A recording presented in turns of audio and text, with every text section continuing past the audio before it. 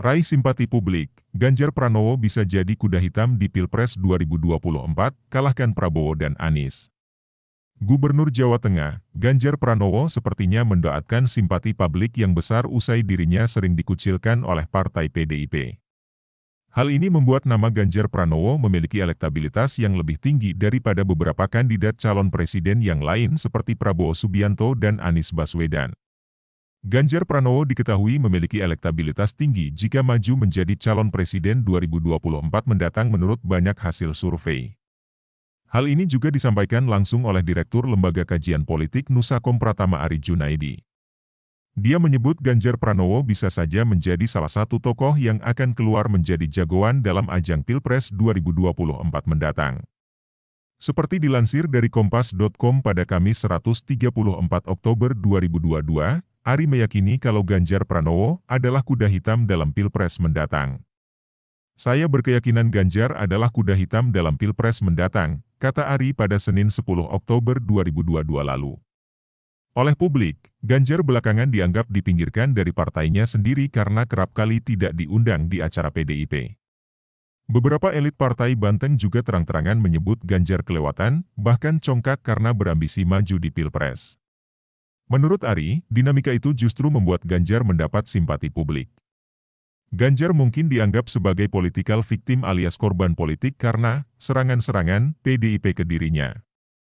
Sehingga publik menaruh iba dan semakin jatuh hati dengan ketegaran Ganjar, ucap Ari. Dengan tekanan politik demikian besar, kata Ari, Ganjar sulit berkampanye di luar Jawa Tengah yang bukan wilayah kekuasaannya. Namun begitu, keterbatasan tersebut justru dimanfaatkan Ganjar dengan memaksimalkan kampanye di media sosial. Ari yakin, dengan situasi politik demikian, nama Ganjar justru akan semakin melejit jelang pemilu 2024. Bahkan mungkin mengungguli Ketua Umum Partai Gerindra Prabowo dan Gubernur DKI Jakarta Anies Baswedan yang digadang-gadang bakal jadi pesaingnya. Tingginya elektabilitas Ganjar di tengah hambatan dan tentangan dari partainya justru melejitkan dirinya daripada Prabowo atau Anies, kata Ari. Lain dengan Ganjar, lanjut Ari, elektabilitas Prabowo Subianto sudah mencapai titik puncak, malah berpotensi turun. Sebab, sebagai pejabat publik, performa Prabowo saat ini hanya ditentukan oleh kinerjanya sebagai Menteri Pertahanan sekaligus Ketua Umum Partai Gerindra. Jejak rekamnya yang selalu gagal di Pilpres-Pilpres sebelumnya menjadi handicap, rintangan, bagi Prabowo, ucap Ari. Sementara, elektabilitas Anies sangat mungkin naik jika partai pendukungnya seperti Nasdem bekerja secara tepat. Nasdem bisa mengolah pencitraan Anies dan dukungan dari simpatisannya dengan maksimal. Jika berhasil, Nasdem pun bakal diuntungkan oleh pencalonan Anies. Akan tetapi elektabilitas Anies akan berpotensi menurun jika Nasdem gagal membantah dan mengolah isu Anies adalah toleran dengan praktik politik identitas, kata Ari. Sebagaimana diketahui, sejumlah nama digadang-gadang menjadi calon presiden untuk pemilu 2024, salah satunya Ganjar Pranowo. Hingga kini PDIP belum mengumumkan capres yang akan mereka usung pada Pilpres mendatang. Namun, belakangan, gelagat PDIP memihak ke Puan Maharani, sang putri mahkota. Spekulasi ini bukan tanpa alasan.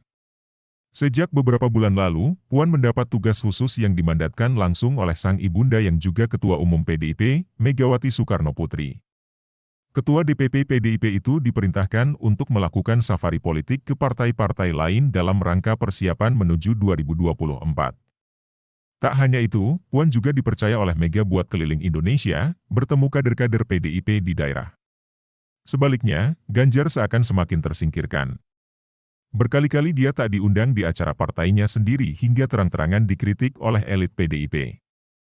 Meskipun mendapatkan sendirian dan dikucilkan oleh partainya sendiri, namun hal ini yang akan membuat nama Ganjar Pranowo semakin melejit dan elektabilitasnya semakin tinggi.